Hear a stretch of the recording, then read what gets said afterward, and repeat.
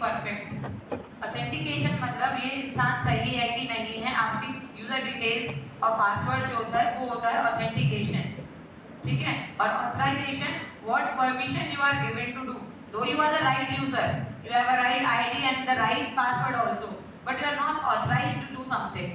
सिर्फ और in this class में आप लोग सही एक ऑथेंटिकेटेड जगह पे बैठे हैं कि आप लोग इस क्लास के स्टूडेंट्स हैं, पर आप लोग आके इसको नहीं एक्सेस कर सकते because you not authorised to that. तो ऑथेंटिकेटेड हैं आप लोग पर ऑथराइज्ड नहीं है। Got it? तो क्या होता है इंटीग्रिटी में कि कोई भी अनऑथराइज्ड एक्सेस या मॉडिफिकेशन डेटा में नहीं होगा, तो वो कहलाएगा integrity. It ensures that the sensitive information remains secure and is accessed only by the authorized users. Get it? ये information sensitive information है, वो सिर्फ एक्सेस होगी authorized user से। इससे क्या होता है, जो पर्सनल डेटा है, फाइनेंशियल डेटा है, कॉन्फिडेंशियल डेटा है, जब डील करते हैं सिस्टम, तो उसमें क्या होता है, उनकी जो क्रुशियलिटी है, उनका जो इंटीग्रिटी है वो मेंटेन रहती है। एग्जाम्पल क्या लिखा है, in e-commerce platform user passwords must be encrypted and payment information must be securely processed. What is encryption? What is encrypted word here? What is encryption? पढ़ा है किसी ने? साइबर सिक्योरिटी था, अभी नहीं आया।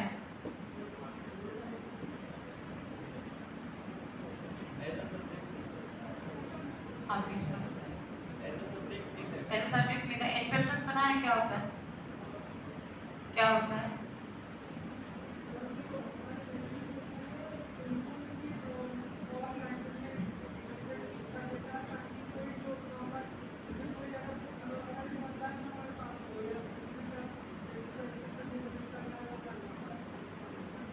नॉट एग्जैक्टली, मैं समझाती हूँ क्या होता है, ठीक है। क्लास में चीटिंग कौन कौन करता है? अच्छा, कौन नहीं करता है ये बता दो। तो मैं बहुत अच्छा आइडिया बताऊंगी चीटिंग करने का, कभी जिंदगी में नहीं पकड़े जाओगे।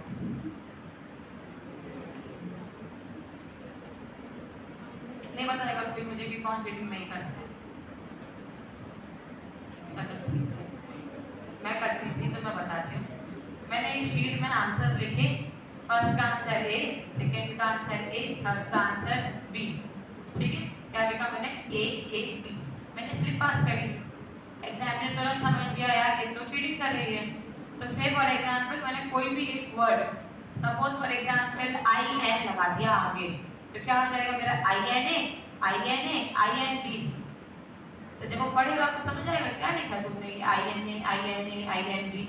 नहीं पता, फ्रेंड को बोल दिया आखिरी में शुरू में आई एन ए वो हटा देना और आंसर को ले लेना। समझ आया क्या करा मैंने? आंसर कैसे लिखा? I N A, I N B, और कर्सर राइटिंग में प्रॉपर है कि स्पेस ना रहे, एक वर्ड लिखे, इना इना इन बी ऐसा लिखे, ठीक है। और सामने वाले एंड पे उसने क्या किया? हटा दिया और आंसर आ गया ए ए बी। ये परफेक्ट एग्जांपल है एनक्रिप्शन और डिक्रिप्शन का। एनक्रिप्शन मतलब होता है हम उसमें कुछ डेटा को मर्ज कर देते हैं, तो जो हमारा डेटा है वो एनकोड हो जाता है, और दूसरे एंड पे वो डेटा डिकोड हो गया। समझ आया? एनकोड कैसे किया हमने? उसमें आई एन लगाया, डेटा एनकोड हो गया। मैं सिर्फ एग्जांपल दे रही हूँ, एनकोडिंग ऐसी नहीं होती है, प्रॉपर टेक्निक्स होती है उसकी, हैशिंग वगैरह, पर मैं रियल लाइफ एग्जांपल दे रही हूँ इसका में, जो बहुत ही एफिशिएंट एग्जांपल है, कभी ट्राई कर लेना।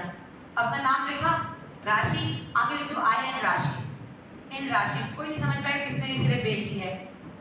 तो ये क्या हुआ? एनक्रिप्शन हुआ। सामने वाले इंसान ने जब उसको डिक्रिप्ट करा तो उसको क्या बोलते हैं? डिक्रिप्शन बोलते हैं। उसने क्या किया? जो एक्स्ट्रा डेटा था उसको हटा दिया। तो what is encryption? Conversion of a plain text into the cipher text. जो डेटा बना था ना I N A, I N B, I N C, जो भी बना था उसको बोलते हैं साइफर टेक्स्ट, और हमारा था प्लेन टेक्स्ट, ठीक है। तो conversion of plain text to cipher text is encryption, conversion of cipher text back to the plain text is decryption. Got it? कोई पूछेगा एनक्रिप्शन डिक्रिप्शन क्या होता है तो पता होना चाहिए, ठीक है। इसके बेसिकली दो टाइप्स होते हैं, ये भी जनरल नॉलेज है जो आपके इंटरव्यू में पूछता है। मैं उन एग्जांपल्स को थोड़ा सा बता देती हूँ जो आपके इंटरव्यू पॉइंट ऑफ व्यू से ज़्यादा इंपॉर्टेंट है। दे सिंपली आस्क, वो साइबर सिक्योरिटी में किसी को सिलेबस याद नहीं, मुझे भी नहीं याद है, पर जो प्लेन की चीज़ें हैं, साइबर सिक्योरिटी का बेसिस यही है कि एनक्रिप्शन और डिक्रिप्शन होना चाहिए, एक उसमें टॉपिक आता है, तो ये पता होना चाहिए कि what is encryption, what is decryption. Somebody will ask what are types of encryption, तो पता होना चाहिए कि मैम सिमेट्रिक एन्क्रिप्शन होता है और एसिमेट्रिक होता है। अब ये क्या नौटंकी होती है, जब हम सेम तरीके से एनकोड कर रहे हैं और सेम ही की से डिकोड कर रहे हैं। मेरे एग्जाम्पल में हमने IL लगाया और IL ही हटा दिया, तो ये एग्जाम्पल है सिमेट्रिक एन्क्रिप्शन का। अगर हम डिफरेंट की से एनकोड करेंगे और दूसरी की से इसको डिकोड करेंगे तो वो मेरा एग्जाम्पल हो जाएगा एसिमेट्रिक एन्क्रिप्शन का। क्लियर? अब in back to our slide, it ensures that the sensitive information, हाँ नीचे वाले में थे, user password must be encrypted, payment information must be securely processed, if the hackers can easily access and manipulate the data, system lacks integrity. Integrity कैसे बचती है, unauthorised access मत कराओ तो इंटीग्रिटी बची रहेगी सिस्टम की। सिक्योरिटी मैकेनिज्म जैसे कि ऑथेंटिकेशन बता दिया, ऑथराइजेशन बता दिया, एन्क्रिप्शन बता दिया। Next is firewalls. फायरवॉल्स क्या होते हैं? फायरवॉल्स अच्छा हार्डवेयर होता है कि सॉफ्टवेयर होता है कि दोनों होता है? फायरवॉल्स को आप hardware as well as software दोनों वे से इंप्लीमेंट कर सकते हो, सबसे पहला पॉइंट। ठीक है, और क्या होता है फायरवॉल? किसी भी एक भी नेटवर्क को सिक्योर करने के लिए हम उसके नेटवर्क के बाहर फायरवॉल लगाते हैं, तो उससे क्या होता है जो अननेसेसरी ट्रैफिक है वो अंदर नेटवर्क में एंटर नहीं करता है, that is firewall. Imagine it is a wall outside our network that is stopping the unnecessary traffic from coming inside the network, that is firewall. Okay, and these four things helps in maintaining the integrity. So पूरे paragraph में क्या लिखेंगे हम लोग answer? Integrity निकालेंगे 4 arrow, उसमें लिखेंगे authentication, authorisation, encryption and firewall. ठीक है, 4 चीजें अगर हमने एस्टैब्लिश कर ली हैं और उसको इम्प्लीमेंट कर लिया तो हमारी इंटीग्रिटी मेंटेन रहेगी। A breach in the integrity can lead to data theft, financial loss and damage to reputation. Okay, इसलिए इंटीग्रिटी बहुत ही इंपॉर्टेंट होती है ट्रस्ट और कंप्लायंस बिल्ड करने के लिए। क्लियर हुआ? कोई डाउट है ऑथेंटिकेशन, ऑथराइजेशन में, एन्क्रिप्शन में? मैं दोबारा बता दूंगी अगर डाउट है तो। What is usability? यूजेबिलिटी का मतलब होता है कि बहुत ही हाई लेवल सॉफ्टवेयर बना दिया, यूज ही करने नहीं बन रहा, तो उसका यूजेबिलिटी फैक्टर यहाँ पर खराब है। मतलब सब कुछ अच्छा है, आपका सॉफ्टवेयर इंटीग्रिटी वाला भी है पर हमको चलाते ही नहीं बन रहा है, तो कोई मैटर करता है केस का में? So usability refers to how easy and user-friendly the software is for its intended users. For example, applications like WhatsApp are highly usable. WhatsApp क्यों चला रहे हैं? क्योंकि यूजेबल, चलाते बनता है उसको, और वही जगह बहुत टफ थी क्यों चलाते बनेगा क्या? नहीं, because users can easily send messages, images and videos without needing the technical knowledge. Usability में क्या देखते हैं हम लोग जनरली कि जो उसका यूजर इंटरफेस है वो अच्छा होना चाहिए, दिखना चाहिए। मतलब जहाँ सर्च का ऑप्शन है वहाँ पे वो ग्लास मैग्नीफाइंग ग्लास वाला होना चाहिए। सर्च में पता चला हमने होम का लोगो डाल दिया और लिखा सर्च है, तो उसका यूजर डिजाइन क्या है, यूजर इंटरफेस है वो क्या है, खराब है। मतलब कि इजी टू यूज होना चाहिए, वो कहलाता है यूजेबिलिटी। मेंटेनेबिलिटी मैं बता चुकी हूँ ऑलरेडी, वेरी मतलब I have told it very times. What is maintainability? कि हम यूजर्स के रिव्यूज को लेकर सॉफ्टवेयर को जब अपग्रेड करते जाएंगे plus as per the market demand हम सॉफ्टवेयर को अपग्रेड करते जाएंगे, तो वो कहलाता है मेरा maintainability. Maintainability is the ease with which the software can be modified to fix the bugs. Fix bugs मतलब कोई बग्स आए हैं उसमें तो improve the performance and add new features. ठीक है, एग्जाम्पल देखने की जरूरत है कि हो जाएगा इसका। फ्लेक्सिबिलिटी क्या होता है? इट शुड, हम लोग फ्लेक्सिबल हैं क्या? हाँ हैं, घर में भी रह लेते हैं, यहाँ पर एसी में भी रह लेते हैं, बाहर जाके धूप में भी रह लेते हैं, तो क्या हुआ? फ्लेक्सिबिलिटी। फ्लेक्सिबिलिटी का मतलब होता है adaptive to changing environments. Clear हुआ? What is flexibility? We are flexible enough to adapt to changing environments. Similarly software to adapt to changing requirements with a minimal effort, तो ये कहलाता है फ्लेक्सिबिलिटी। जैसे एग्जांपल देख लेते हैं हम लोग, एक ई कॉमर्स वेबसाइट है, उसमें हमको डालना है यूपीआई या डिजिटल वॉलेट डालना है। ठीक है, तो अगर कोई सिस्टम फ्लेक्सिबल होगा तो उसमें हम इजीली जो चेंजेस हैं वो डाल सकते हैं, यानी कि उसमें हम इंसर्ट कर सकते हैं। पर अगर सिस्टम फ्लेक्सिबल नहीं होगा तो क्या होगा? वहाँ पर मिस्टेक हो जाएगी, मतलब कि रिजिड सिस्टम होगा।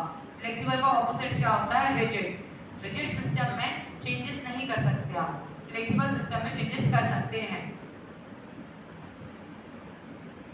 टेस्टेबिलिटी क्या होता है बता चुकी हूँ, testability is equals to testability.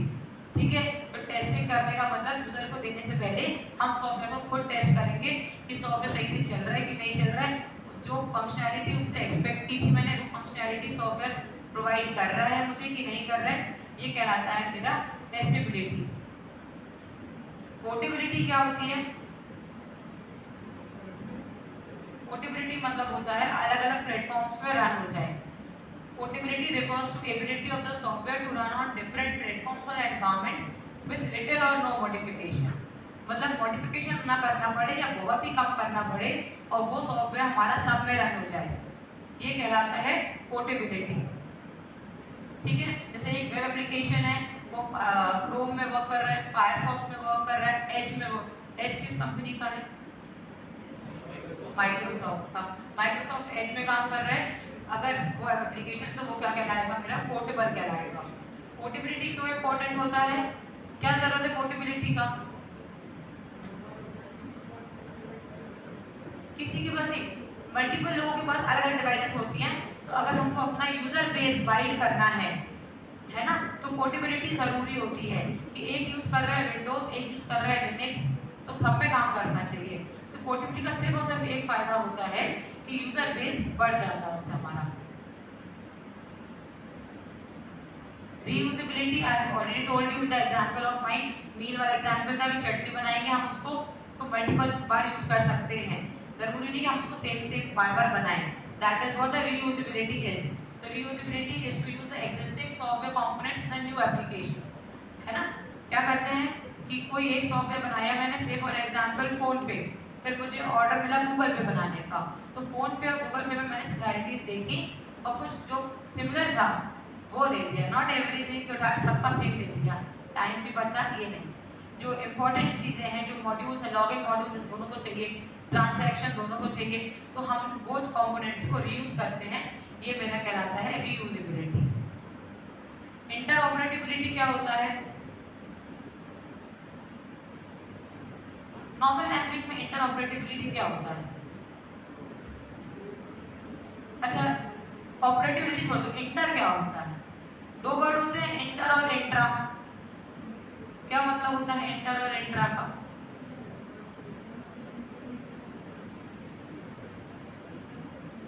नहीं पता?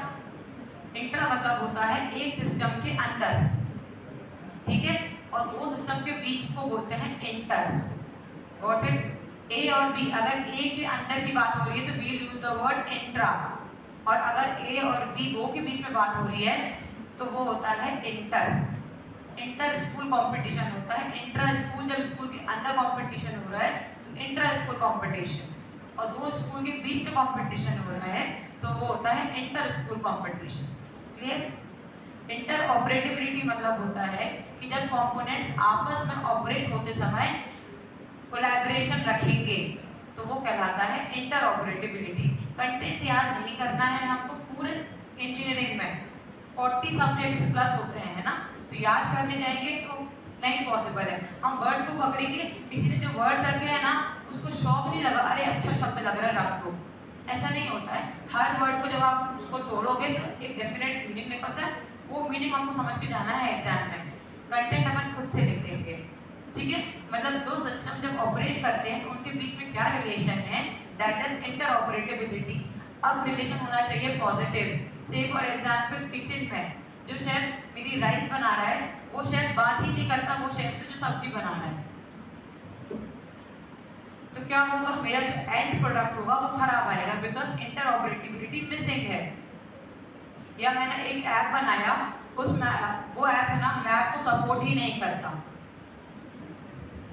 ठीक है, तो क्या होगा उससे मेरा कि इंटर ऑपरेटेबल नहीं है, मतलब आप किसी और को एज अ फ्रेंडली वे में अपने आप में इंक्लूड नहीं कर रहे हो, ठीक है। तो क्या होता है इंटर ऑपरेटिबिलिटी मतलब ability of the software to interact and communicate with the other system. Clear हुआ? कोई डाउट है? In today's interconnected world, software rarely works in isolation. Like ride sharing app है ना, राइड शेयरिंग ऐप कौन कौन से होते हैं हमारे पास? फॉर एग्जांपल सबसे अच्छा राइड शेयरिंग ऐप रैपिडो, ठीक है। अगर वो बोलेगा कि मेरे को तो मैप से इंटीग्रेट ही नहीं करना, तो क्या वो अच्छा रहेगा? कहाँ जा रही है लाइट पता ही नहीं है, मैप ही नहीं इंटीग्रेट कर रहे हो, तो क्या मतलब होता है? If it not communicate with these external systems its functionality is limited. ठीक है, next we have is what is software process. मैं पढ़ा चुकी हूँ, सिर्फ थोड़ा टेक्निकल देखना है सॉफ्टवेयर प्रोसेस होता क्या है। जिस तरीके से हम खाना बनाते हैं वो सॉफ्टवेयर प्रोसेस होता है, मतलब जिस तरीके से आप सॉफ्टवेयर बनाते हैं वो सॉफ्टवेयर प्रोसेस कहलाता है। A software process is a step-by-step method or set of activities used to develop a software product. It defines the how the software is built. Software बन कैसे रहा है वो software process है, ना कि final software. Product मतलब what you deliver and process मतलब how you build it. ठीक है?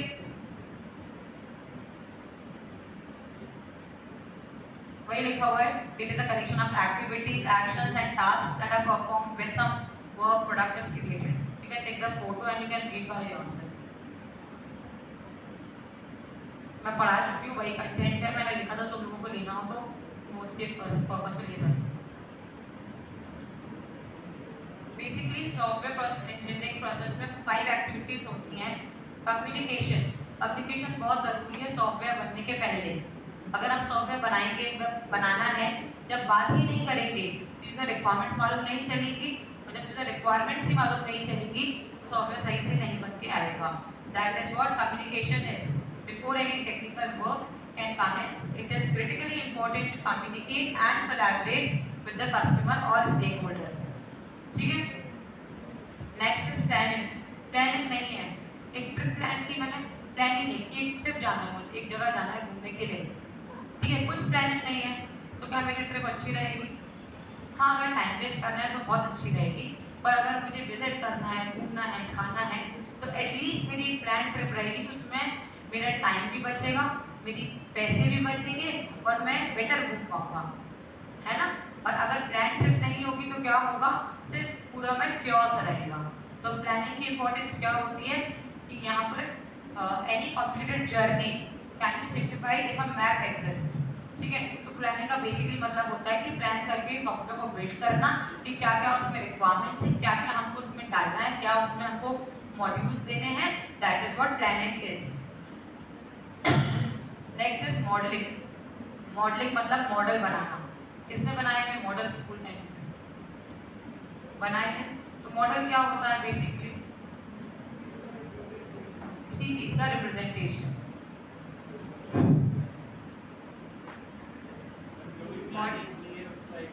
उसका एक फिजिकल रिप्रेजेंटेशन होता है modelling.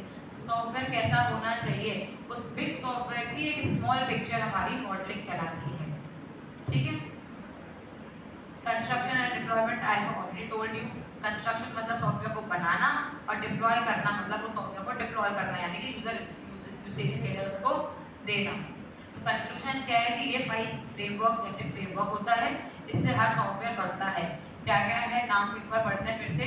Communication is very important, planning is important, modelling is important, construction and deployment, construction and deployment, 5 things are. Next year is software process characteristics. क्या होते हैं software process? सबको मालूम चल गया कि क्या होता है।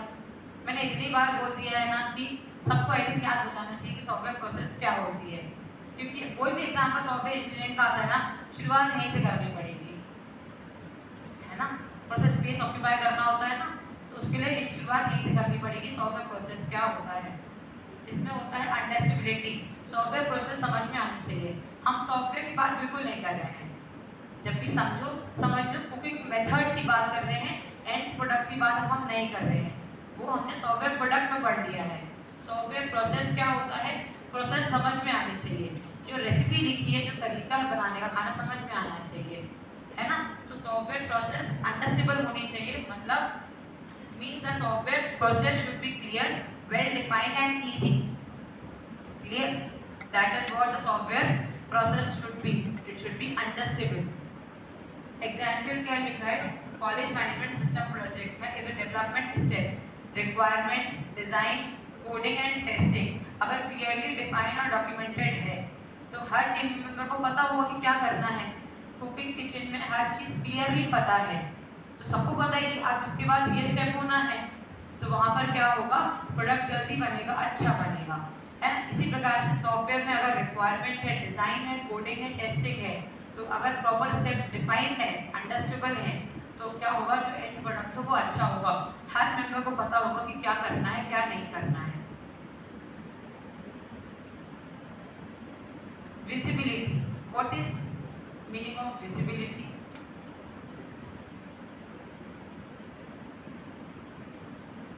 किचन में शेफ लोग काम कर रहे हैं, ओनर आके देख रहा है कि कितना हुआ, कितना नहीं हुआ, तो चेंजेस विजिबल होने चाहिए। मतलब जो आप कर रहे हो, आपकी प्रोग्रेस विजिबल होनी चाहिए, ठीक है। आप अगर घर में पढ़ाई कर रहे हो तो आपके रिजल्ट्स में विजिबल होना चाहिए। कौन कौन पढ़ाई करता है? अच्छा, कौन कौन नहीं करता है?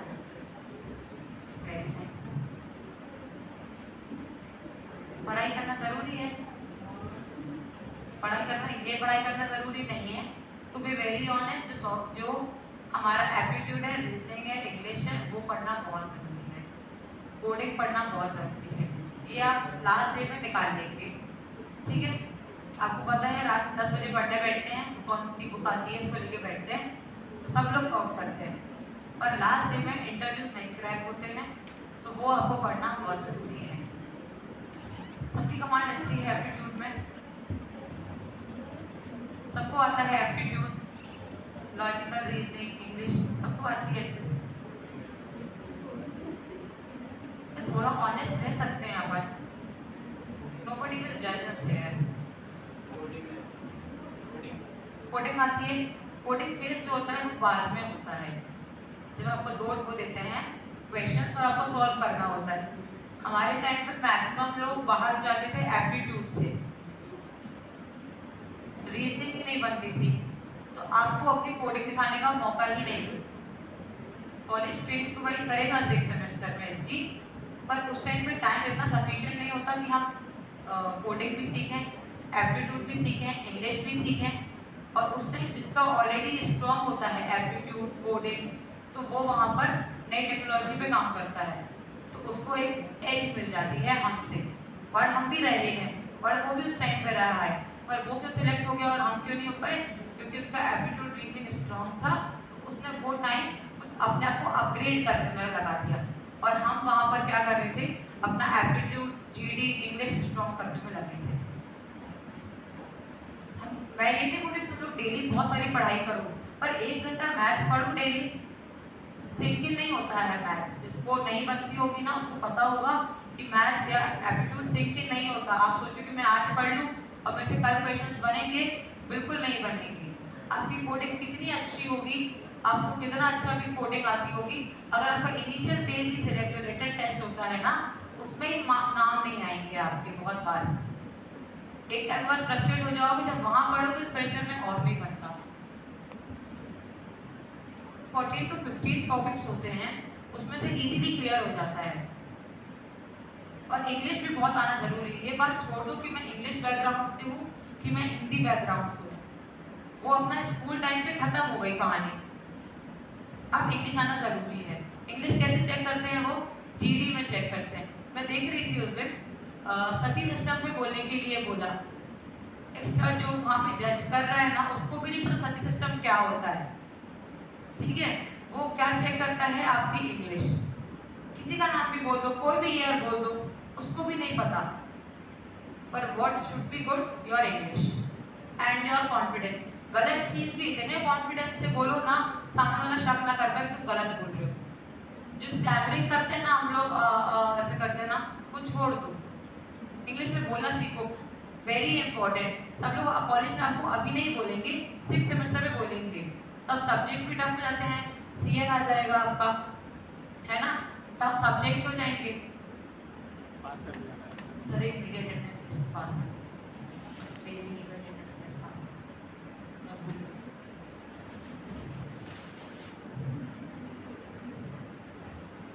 डेली 1 घंटे में 15 मिनट इंग्लिश पढ़ते हैं, आधा घंटा मैथ्स पढ़ते हैं, और 15 मिनट हम लॉजिकल रीजनिंग देखते हैं। 1 घंटे की पढ़ाई में हम लोग 1 साल में कितना पढ़ लेंगे? 365 आवर्स पढ़ लेंगे। से फॉर एग्जाम्पल अपनी 300 घंटे पढ़ लेंगे, तो 6 सेमेस्टर में क्या करेंगे? अपना जावा स्ट्रॉन्ग करेंगे, जावा का अच्छा एडवांस जावा स्ट्रॉन्ग कर लेंगे। से फॉर एग्जांपल पाइथन पढ़ रहे तो पाइथन चलेगा। आप मुझे दे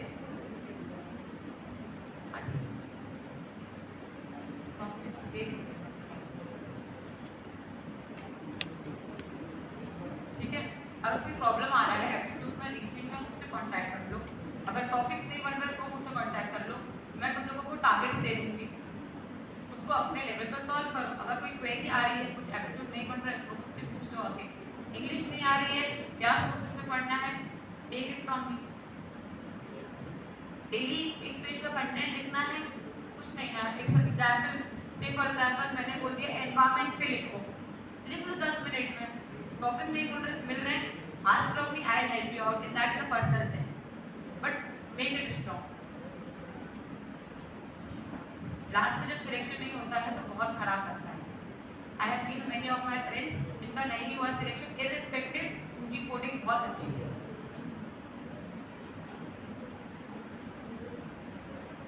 नेक्स्ट इज सपोर्टेबिलिटी। सपोर्टेबिलिटी का क्या मतलब होता है कि जो प्रोसेस है वो सपोर्ट करनी चाहिए हर सॉफ्टवेयर प्रोडक्ट की फॉर्मेशन को। मतलब the process is supported by appropriate tools, technologies and infrastructure.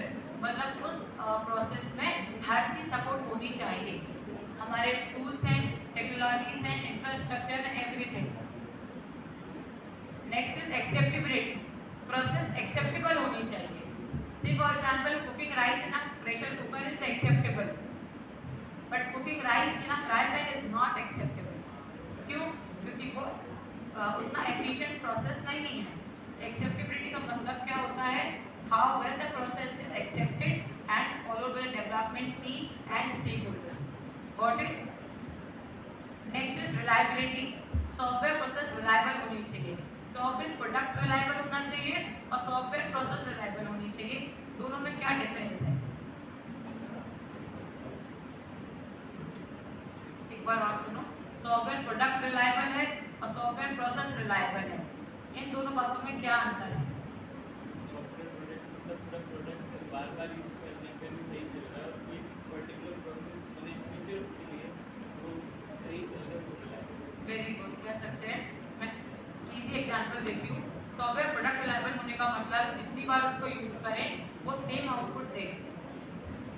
ये सॉफ्टवेयर प्रोडक्ट है, ठीक है। रेस्टोरेंट में गई, मैं बार बार सेम मील ऑर्डर कर रही हूँ, मुझे बार बार सेम डिश आना चाहिए, अच्छा वाला। ये सॉफ्टवेयर प्रोडक्ट मेरा रिलायबल है। और सॉफ्टवेयर प्रोसेस का रिलायबिलिटी का मतलब होता है अगर मैं इस प्रोसेस को यूज कर रही हूँ तो जो मेरा एंड प्रोडक्ट है वो अच्छा बन के आना चाहिए। वो प्रोसेस की रिलायबिलिटी बताता है। से फॉर एग्जांपल मैं केक बेक कर रही हूँ तो केक की जो रेसिपी है वो रिलायबल होनी चाहिए। मतलब हर बार मैं केक बेक करूँ तो मेरा केक उतना ही टेस्टी बनना चाहिए। तो प्रोसेस का मतलब होता है कि एंड प्रोडक्ट अच्छा आता है, मतलब प्रोसेस रिलायबल है। और एंड प्रोडक्ट हर बार सेम फंक्शनैलिटी दे हमको, ये सॉफ्टवेयर प्रोडक्ट रिलायबल है। क्लियर हुआ? रोबस्टनेस क्या कहलाती है? What do you mean by robustness? English में बता दूं, इसका मतलब छोड़ दो। अच्छा, आर बी रोबस्ट और नॉट? ह्यूमंस रोबस्ट होते हैं कि नहीं?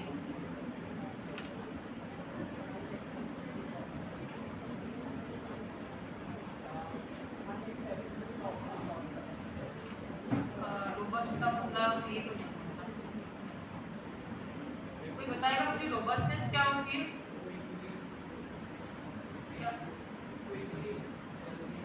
नहीं, एक बार पढ़ो।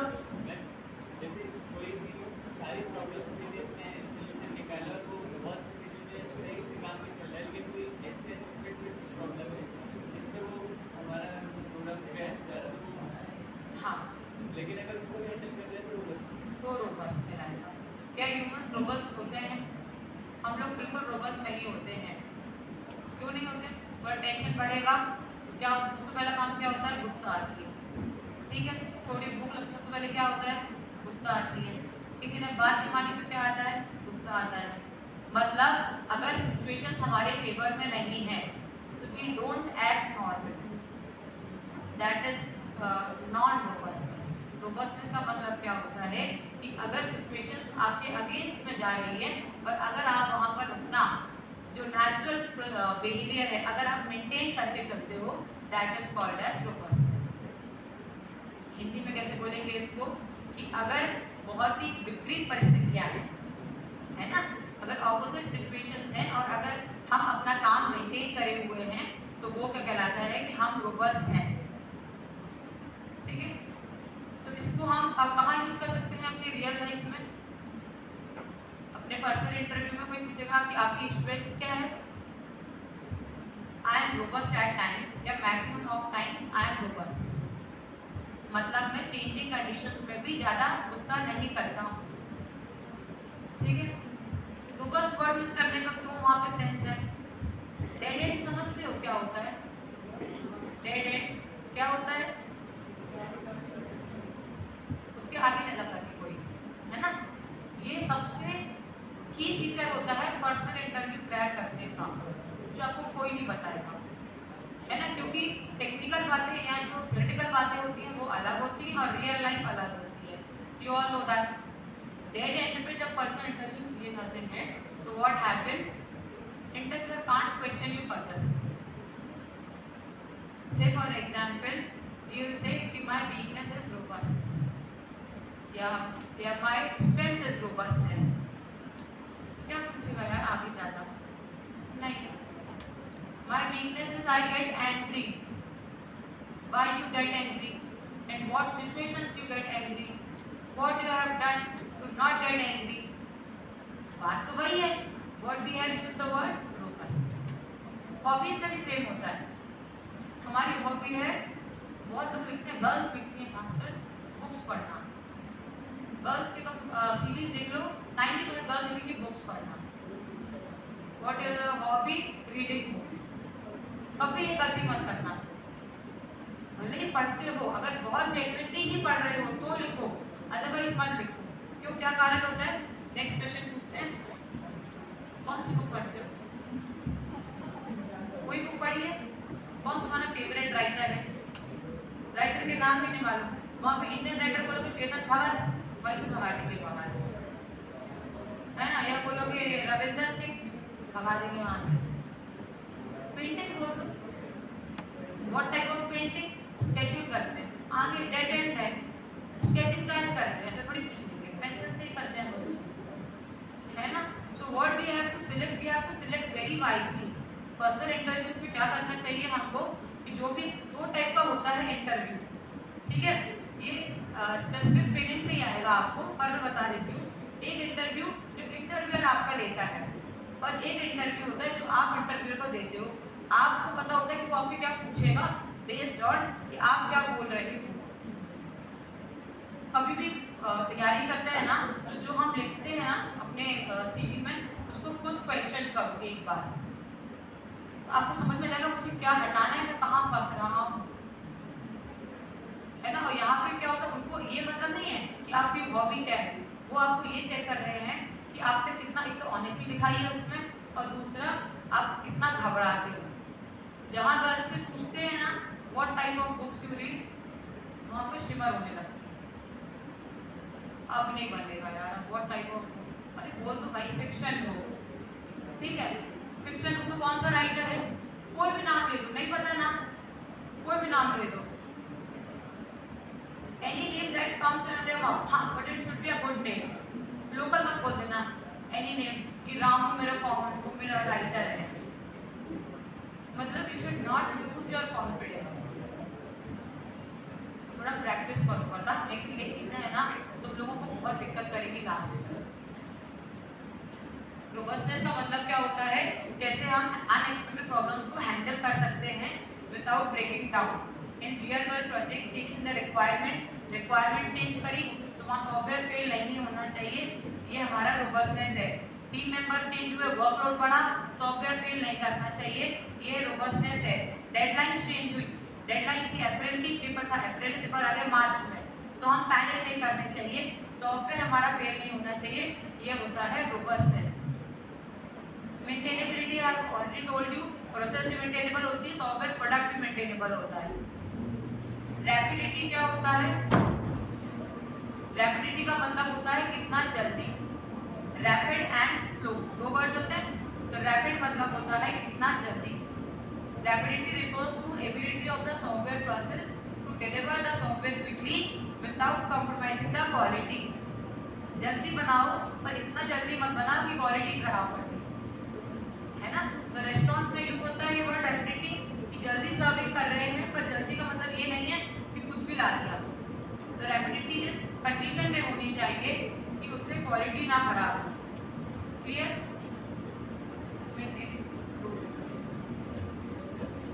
Repeatability I already told you कि it can be use, software के वर्ड यूज करते हैं यूजेबिलिटी प्रोडक्ट के लिए, और यही वर्ड यूज करते हैं प्रोसेस के लिए repeatability. And it can be use again and again to form the multiple things या मल्टीपल मॉड्यूल्स एनीथिंग। प्रेडिक्टेबिलिटी क्या होता है? सॉफ्टवेयर की प्रोडक्ट को कॉस्ट को प्रिडिक्ट करना। मतलब क्या होता है इसका? हम रेस्टोरेंट में गए, हमने एक थाली ऑर्डर करी, उसमें उसका प्राइस नहीं लिखा था, हमने ऑर्डर कर दिया, ठीक है, कितना ही होगा, 200-300-400 रुपये होगा, दे दिया, बाद में फिर आता है 2000 रुपये।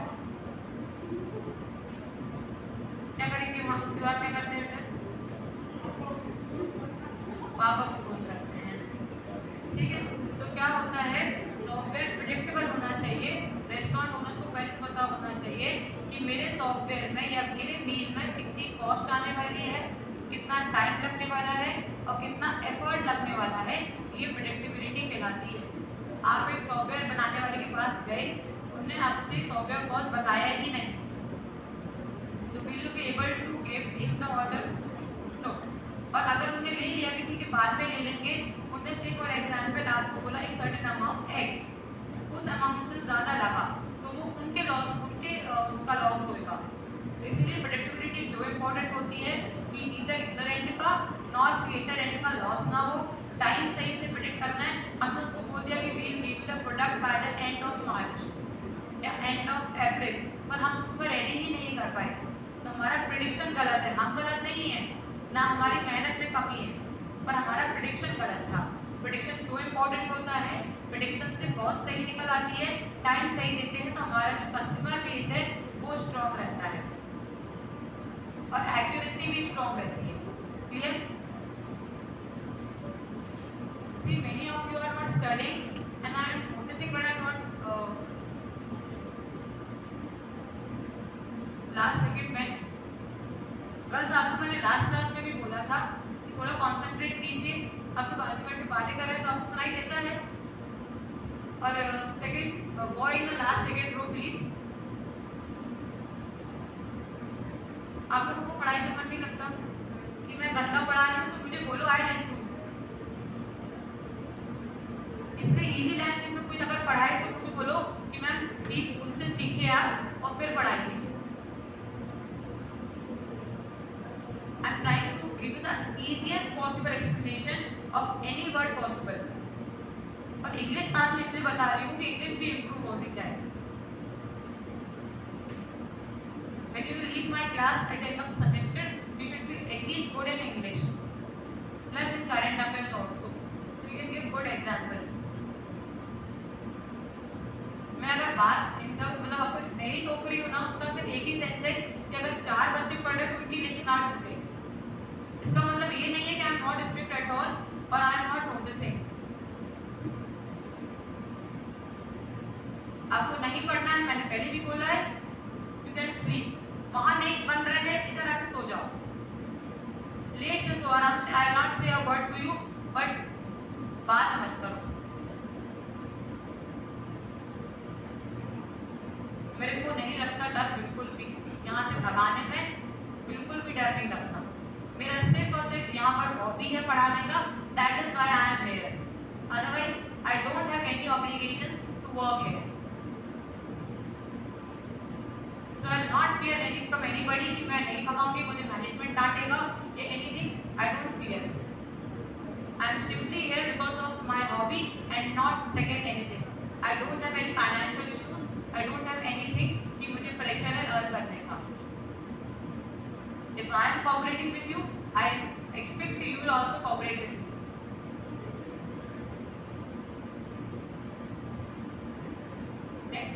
SDLC.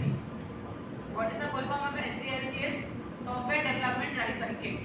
पूरा सॉफ्टवेयर इंजीनियरिंग की SDLC पे बेस्ड है, ठीक है। SDLC के 6 फेजेस होते हैं, उसमें से एक दो फेज को कम कर दो, एक दो फेज को बढ़ा दो, एक फेज आगे पीछे कर दो, तो हमारे सारे मॉडल्स रेडी हो जाते हैं। पर बेसिक क्या है? बेसिक है SDLC के 6 प्रोसेस। रिक्वायरमेंट पढ़ा था, डिजाइन पढ़ा था, फिर इम्प्लीमेंटेशन पढ़ा था, टेस्टिंग पढ़ा था, डिप्लॉयमेंट और मेंटेनेंस। ये 6 फेज होते हैं बेसिक, ठीक है। जैसे एक राइस है, तो राइस एक बेसिक राइस है। अब उस राइस को जीरा से फ्राई कर दो तो जीरा राइस, है ना। बटर डालो तो butter rice, anything what you want, that is the gist of the subject. We have multiple models but the SDLC life cycle will be same. Clear? What is SDLC? Software development life cycle is a structured framework. Structured word क्यों use किया है? कि एक well defined structure है उसमें, used by the software organizations to design, develop and test high quality software, ठीक है। Software development life cycle का यूज क्यों करते हैं हम लोग? सॉफ्टवेयर को डेवलप करने के लिए। Simple, it defines the entire process of software production from initial idea to final deployment. Goal क्या होता है SDLC का?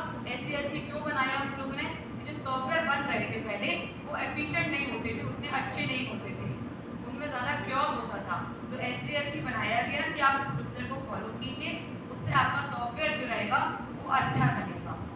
गोल of SDLC is to produce high quality software that meet और एक्सीड द कस्टमर एक्सपेक्टेशंस, ठीक है। Customer expectations fulfil होगी, reaches the completion within the time and cost and it is efficient to maintain. Why is SDLC important? SDLC visibility आती है। क्यों stages बनाते हैं जब हम, तो स्टेजेस बनाने का फायदा क्या होता है? सेमेस्टर बनाने का फायदा क्या होता है? सीधे 4 साल का एक कोर्स करें तो क्या होगा? विजिबिलिटी नहीं होगी कि कौन कहाँ पर फंस गया। मतलब एक बच्चा 5th सेमेस्टर में आया और एक 4th में रह गया, तो ये क्लियरली विजिबल क्यों है? क्योंकि सेमेस्टर्स हैं, बच्चे 3rd ईयर में हैं, तो बच्चे 1st ईयर में रह गए। प्रोग्रेस सबकी 4 ईयर की ही रहेगी, बट विजिबिलिटी दिखती है कि कौन कहाँ पर रुका हुआ है, किसने कितनी प्रोग्रेस करी। तो ये क्यों आया? जब सेमेस्टर्स आए। सिमिलरली SDLC में जब फेजेस बनाए तब समझ में आता है कि सॉफ्टवेयर किस फेज में है। सॉफ्टवेयर सीधा बनाएंगे विदाउट स्टेजेस, पूछेंगे कि भैया सॉफ्टवेयर कितना हुआ, तो नहीं बता पाएंगे कि सॉफ्टवेयर कहाँ पहुँचा। पर स्टेजेस हैं तो बोल देंगे कि it is in the implementation stage, मतलब समझ जाएगा ऑटोमेटिकली, इंसान की डिजाइनिंग हो गई, इम्प्लीमेंट हो रहा है, अब टेस्टिंग में टाइम लगेगा, फिर दे देंगे हमको, डिप्लॉय कर देंगे, तो हमको समझ आता है। तो SDLC क्यों इम्पोर्टेंट है? क्योंकि इससे विजिबिलिटी आती है। विजिबिलिटी का मतलब होता है ट्रैक चेंजेस। क्वालिटी कंट्रोल बता चुकी हूँ मैं कि क्वालिटी हर प्रोडक्ट मतलब स्टेज की क्वालिटी होती है, और उसको उस स्टेज जब हम फॉलो करेंगे तो वो क्वालिटी प्रोडक्ट में हमारे विजिबल होगी। Next is risk management and cost estimation. Risk management मतलब क्या होता है? जब हम प्लानिंग फेस करते हैं तो हम रिस्क मैनेजमेंट इजीली देख सकते हैं कि क्या हमारे सॉफ्टवेयर के रिस्क हैं, ठीक है। मतलब जैसे फॉर एग्जांपल मेरे सॉफ्टवेयर में कॉस्ट ज़्यादा लगने वाली है, तो ये एक रिस्क है। तो जब मुझे रिस्क पहले से पता होगा तो what I will do, I will take the steps to minimise the risk in the initial level, ठीक है। और अगर मुझे प्लानिंग ही मेरा प्लानिंग फेज ही गायब कर दिया, SDLC लाइफ साइकिल ही नहीं है। जब मैं इम्प्लीमेंटेशन फेज में आई तो मैंने देखा बहुत सारा पैसा लग रहा है, तो वहाँ मैं रिस्क मिनिमाइज कर पाऊँगी क्या? नहीं, क्योंकि मैं ऑलरेडी इम्प्लीमेंटेशन फेज में हूँ। तो क्या होता है SDLC का फायदा कि रिस्क मैनेजमेंट बहुत इजीली हो सकता है। Next is cost. I have already told you, starting planning कर ली। सेकंड डिजाइनिंग फेज में क्या करते हैं हम लोग, क्या हमको टूल्स रिक्वायर्ड हैं, क्या टेक्नोलॉजीज चाहिए है, कितना टीम मेंबर चाहिए, एवरीथिंग सब हमारे सामने अगर डिज़ाइन होता है तो हम कॉस्ट को प्रेडिक्ट कर सकते हैं। तो सिंपल शब्दों में SDLC क्यों ज़रूरी है? मैडम पहला तो विजिबिलिटी देता है, मतलब कितने चेंजेस हुए हैं वो हम देख सकते हैं। दूसरा होता है क्वालिटी वाला प्रोडक्ट मिलता है। थर्ड होता है कि हम उसमें रिस्क को इजीली मैनेज कर सकते हैं। और चौथा होता है कि हम इजीली कॉस्ट को एस्टिमेट कर सकते हैं। ये 4 चीज़ों का फ़ायदा होता है SDLC में।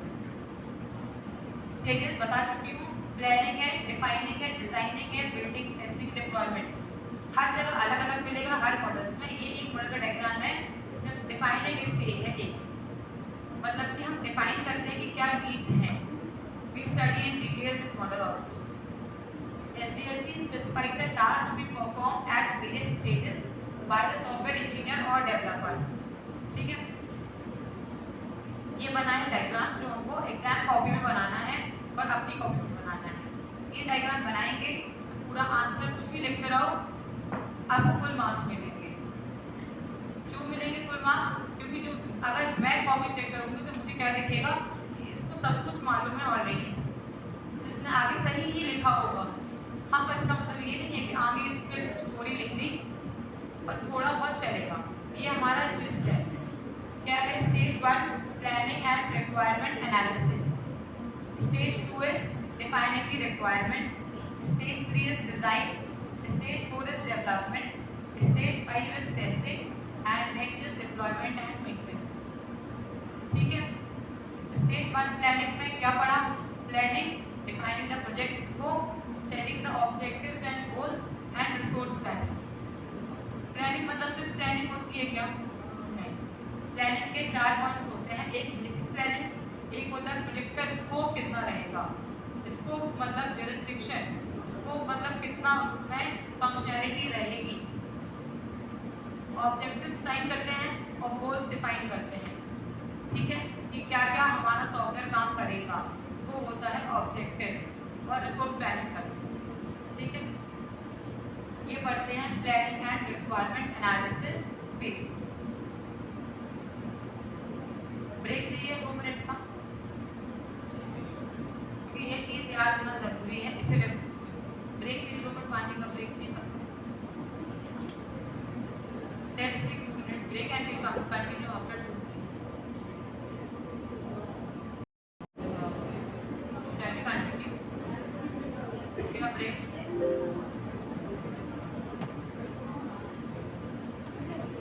We study this requirement analysis phase today. That is the planning phase. Okay. All I want to do, please. Break is over. We study just one slide today. Next we continue tomorrow. Okay. What is planning phase? Last example लिया था girls को लेके wheel वाला। इस बार का example लेते हैं boys से बेटर समझ सकते हैं, कार, है ना? ठीक है, तो कार क्या होता है बेसिकली? कार क्या होता है मैडम? कार तो कार होती है, क्या नाम से? कार सॉफ्टवेयर है। हाँ, सॉफ्टवेयर प्रोडक्ट है। क्यों है? क्योंकि वो डायरेक्ट फंक्शनैलिटी दे रहा है। तो क्या उसका एग्जाम्पल ले सकते हैं? हाँ, बिल्कुल ले सकते हैं।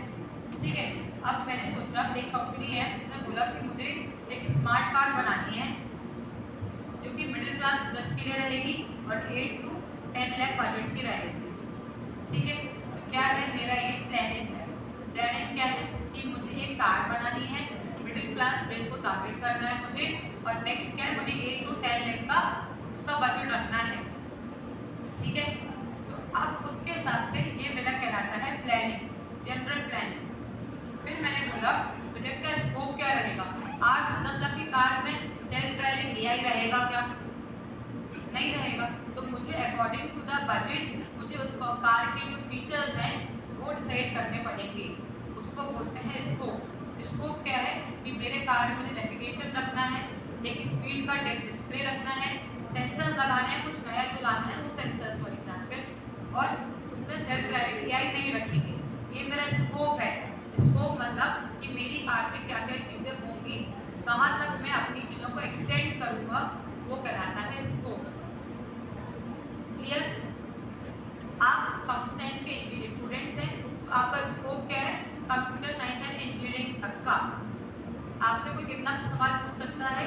सिर्फ CS का। ये आपका स्कोप है। तो मैडम ऑब्जेक्टिव क्या होते हैं? मुझे पूरे स्कोप में से कंप्यूटर नेटवर्किंग पे अपना कमांड अच्छा करना है, पूरे स्कोप में से मुझे अपना जावा स्ट्रॉन्ग करना है। तो ये मेरे क्या हुए? ऑब्जेक्टिव्स। क्लियर? मेरा ऑब्जेक्टिव क्या है कि मैं देख रहा हूँ कि मार्केट में कार सेफ नहीं रहती है। ठीक है, तो कार सेफ होनी चाहिए, अफोर्डेबल होनी चाहिए, और क्या होता है, रिस्पॉन्ड होना चाहिए इंस्टेंटली, ब्रेकिंग होनी चाहिए, है ना। तो मतलब क्या होता है, प्लानिंग क्या हुई मेरी, प्लानिंग हुई कि कंपनी ने बोला कि मुझे कार बनाना है 8 के बजट में बनाना है और मिडिल क्लास के लिए बनाना है जनरल, ठीक है। मैंने प्रोजेक्ट का स्कोप क्या डिफाइन किया कि मुझे उसमें नेविगेशन चाहिए है, मुझे उसमें स्क्रीन पर डिस्प्ले चाहिए, सेंसर चाहिए, एक्सेट्रा। ये मेरा स्कोप हो जाएगा। मेरे ऑब्जेक्टिव्स क्या क्या, मुझे किस चीज़ में एक्स्ट्रा फोकस करना है कि मेरी कार सेफ होनी चाहिए, उसकी क्वालिटी नहीं खराब होनी चाहिए, उसको अफोर्डेबल हो और उसमें इंस्टेंट ब्रेकिंग हो, ठीक है। रिसोर्स प्लानिंग, उसमें मुझे क्या क्या रिसोर्सेज लगेंगे, engineer, tester, sensor, embedded tools क्या लगेंगे, ये मेरी होगी रिसोर्स प्लानिंग। प्लानिंग मैंने हर सेक्टर पे कर ली, तो मेरा एंड प्रोडक्ट क्या बन के आएगा, प्रोजेक्ट प्लान या फीजिबिलिटी रिपोर्ट। क्लियर हुआ? किसी को भी डाउट है कि प्लानिंग क्या होती है? प्लानिंग मतलब general planning, defining the project scope, setting the objectives, resource planning and final output done. Clear? इस लैंग्वेज में, टेक्निकल लैंग्वेज में क्या होता है, प्लानिंग मतलब initial stage when the project idea is defined, project का आइडिया बताया हमने, गोल्स को आइडेंटिफाई किया, फीजिबिलिटी चेक करी उसकी, ये मेरा होता है प्लानिंग। स्कोप मतलब होता है कि किस चीज़ को इंक्लूड करना है, किस चीज़ को इंक्लूड नहीं करना है, कि मेरे स्कोप में क्या क्या आएगा, क्या क्या मेरे स्कोप से बाहर है, ये कहलाता है scope. Defining what should be included and what should not be included is clearly in the project scope. Objective मतलब होता है सक्सेस क्राइटेरिया डिफाइन करना। मेरी कार कब सक्सेसफुल मानी जाएगी, जब मेरी कार में बिल्ड क्वालिटी अच्छी होगी, इंस्टेंट ब्रेकिंग होगी, है ना। इतनी एक्सयूवीज में आजकल आ रही है ना, बहुत ज़्यादा उसमें जो ऑटोमेटिक ब्रेक्स हैं, आई थिंक उसका उतना अच्छा रिव्यू नहीं है। जो वो ऑटोमेटिक ब्रेकिंग होती है, वो कोई भी सामान नियर बाय आता है तो पहले ही ब्रेक मार देता है, जितना हमको ज़रूरत नहीं भी है, तो उतना अच्छा भी नहीं होना चाहिए, बट एक एटलीस्ट सेफर जोन में मेरी कार रिस्पॉन्ड करे, वो मेरा सक्सेस क्राइटेरिया माना जाएगा। मेरी कार की यूजेबिलिटी रहेगी, it can be used in every type environment, every type of infrastructure, मेरे कार की कॉस्ट अच्छी रहे। तो इसको मतलब होता है क्या इंक्लूड करना है, क्या इंक्लूड नहीं करना है, और ऑब्जेक्टिव का मतलब होता है कि क्या सक्सेस क्राइटेरिया रखना है, तो दोनों चीज़ें डिफरेंस है। रिसोर्स प्लानिंग में क्या कितने लोग चाहिए, कितने टूल्स चाहिए, कितना समय चाहिए, ये मेरा आता है रिसोर्सेज।